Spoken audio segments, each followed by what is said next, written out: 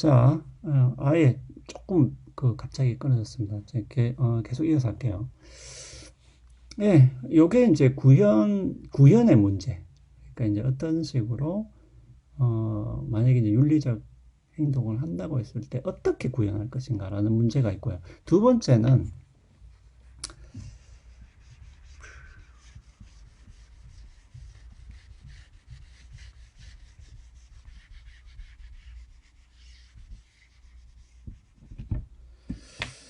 두 번째는 이제 요렇게, 특히 이제 지금 우리가 다루는 논문, 그러니까 제가 이제 수업 자료를 올린 그 논문에 있는 내용인데, 지금 하는 내용이, 어, 그 논문을 이제 쓴 사람이 에치오니인데, 에치오니는, 요렇게 좀 보는 거죠. 그러니까 이제 구현의 문제가 있고요. 구현은 뭐, 탑다운이냐, 바텀업이냐, 요 문제가 있는 것이고, 그 다음에 어떤 문제가 있냐면, 어, 그러니까 행위를 한다고 했을 때는, 밑부분이 좀 잘려버리네요. 그 위에 좀 써야 되겠네요. 옆으로. 네. 뭐 어떤 문제가 또 있냐 하면은, 어,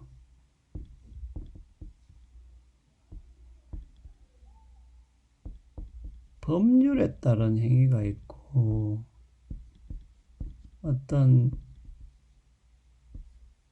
개인적 선택에 문제가 있다고 보는 것이죠. 예. 요 부분도 굉장히 좀 우리가 꼭 생각을 해봐야 되는 문제인데, 자, 이런 것이죠.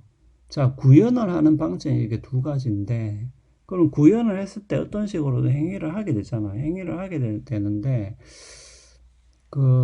특히 인간 사회에서의 행위는 보면, 우리가 흔히 말하는 어떤 법에 맞는 행위, 법률에 따른 행위, 혹은 어떤 뭐, 윤리적 규칙에 따른 행위가 있을 수가 있고, 그 다음에 어느 정도의 개인이 판단을 해서, 결정을 해야 되는 문제가 있다고 보는 것이죠.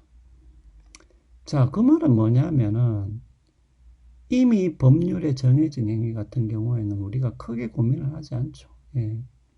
뭐, 교통법규 중에서도 아주 기본적인 법규 같은 경우에는 우리가 뭐, 사실은 그것을 지킬까 말까 고민하진 않잖아요. 그냥 어떻게 보면 자동적으로 이제 지키고 있는 것이고, 다른 영역에서도 마찬가지죠. 여러 가지 어떤 법률적인 규정이 있기 때문에 거기에 따른 어떤 행동들은 그냥 거의 습관적으로, 그러니까 인간 같은 경우에는 뭐 자동적으로라기보다도 우리가 습관적으로 그냥 그렇게 행동을 하는 것이죠.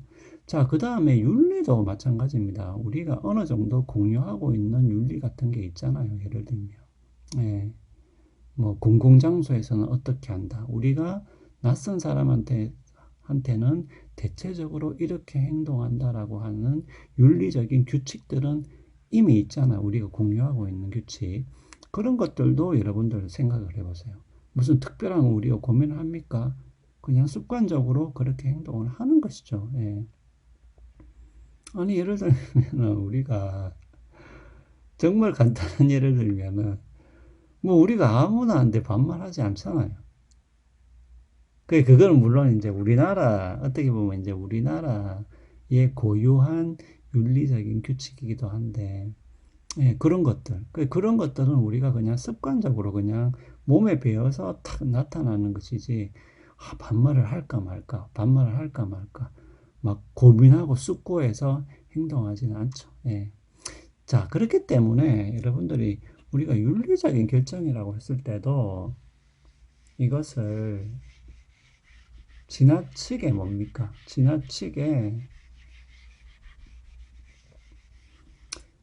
의식적으로, 의식적으로 숙고를 해서 결정을 한다라고 반드시 생각할 필요는 또 없습니다. 예, 그러니까 이 영역에서의 행위라는 것은 오히려 이런 부분은 그냥 자동적으로 넘어가고 그냥 습관적으로 우리가 습관적으로 행동을 하고 법을 지키는 부분도 분명히 이제 있다는 것이고, 그 다음에 이제 소위 말하는 개인적으로 선택을 해야 되는 문제. 그거에서는 우리가 뭡니까? 의식을 어느 정도 의도적으로 의식을 하고 숙고를 하고 결정을 해야 되는 문제도 분명히 있는 것이죠. 예. 그래서 뭐 여기서 예를 드는 것도 우리가 교통법규는 거의 습관적으로 지키고 있지만, 예를 들면은 뭐 저도 이제 가끔씩 그런 경우를 보게 되는데, 뭐 자전거 동호회에서 뭐 자전거를 쭉 타고 도로를 뭐 차도를 이렇게 쭉 갈 때 그 사람들이 먼저 가게끔 좀 기다렸다가 내가 가느냐, 아니면은 뭐 그 사람들 옆에 가도록 하고 나는 또 내 차를 몰고 가느냐, 이런 부분에서는 사실은 여기에 대한 정확한 법이 있는 것은 아니잖아요. 물론 그런 법이 있을 수도 있지만은 그렇게까지 법이 상세하게 정해져 있지는 않기 때문에 결국 이런 상황에서는 내가 어느 정도의 법규를 내가 스스로 생각해서 내가 판단을 해서 결정을 하고 행동을 해야 되는 것이겠죠.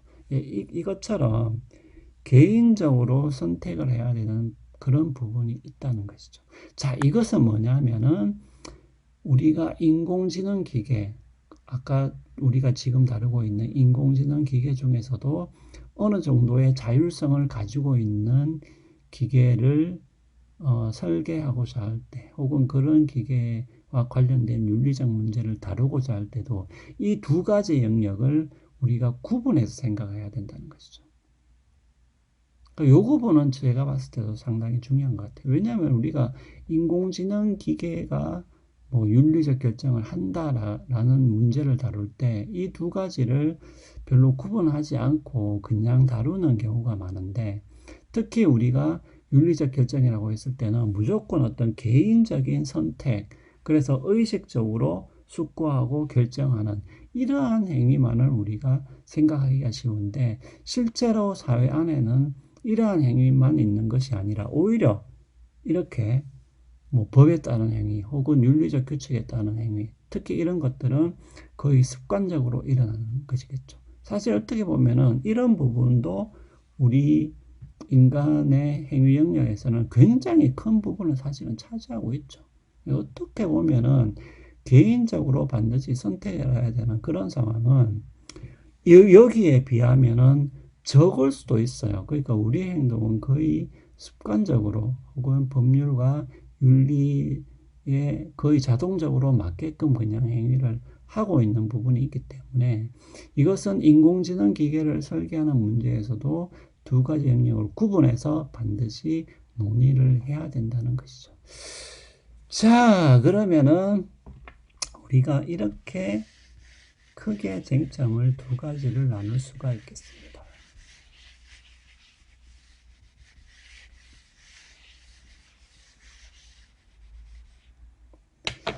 자, 하나는 구현의 문제, 그 다음에 하나는 행위 영역의 문제. 요것을 다 같이 다루어 줘야 된다는 거죠. 예, 여기서는 탑다운 방식, 바텀업 방식이 있고, 여기서는 법률과 윤리적 행위가 이루어진 영역이 있는가 하면 개인적인 판단과 선택이 필요한 영역이 있다는 것이죠. 예. 자, 이러한 부분을 우리가 고려를 했을 때, 그럼에도 불구하고 윤리적인 결정을 할 수 있는 인공지능을 과연 만들 수가 있느냐, 하는 문제가 있고, 어, 굳이, 이걸 어떻게 말해야 될까요? 그러니까, 굳이 윤리적인 결정을 할 수 있는 기계를 굳이 만들 필요가 있겠느냐?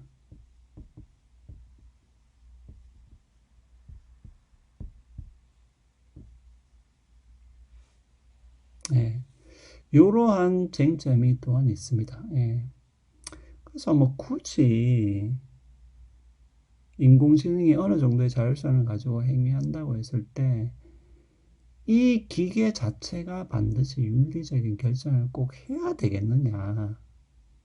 아니, 그러니까 뭐 어느 정도 자율성을 가지고 움직인다 하더라도 굳이 그럴 필요가 없다라는 주장도 있는데, 지금 제가 수업 교재로 올린 엣지오니의 입장은 이 두 가지를 다 의심을 하는 거예요. 과연 이러한 인공지능 기계를 만들 수가 있겠느냐, 윤리적인 결정을 할 수 있는 기계를 만들 수가 있겠느냐 하는 의문인 것이고, 두 번째는 뭐 설령 어느 정도의 자율성을 가지고 움직인다 할지라도 뭡니까? 뭐 굳이 그런 기계를 만들 필요가 있냐? 예. 가만히 생각해 보면은 굳이 그런 기계를 만들 필요가 없다라는 결론에 이를 수도 있다라는 것이죠. 자, 그래서 요 논쟁이 어떤 식으로 진행되는가를 우리가 다음 시간에 이어서 계속하도록 하겠습니다.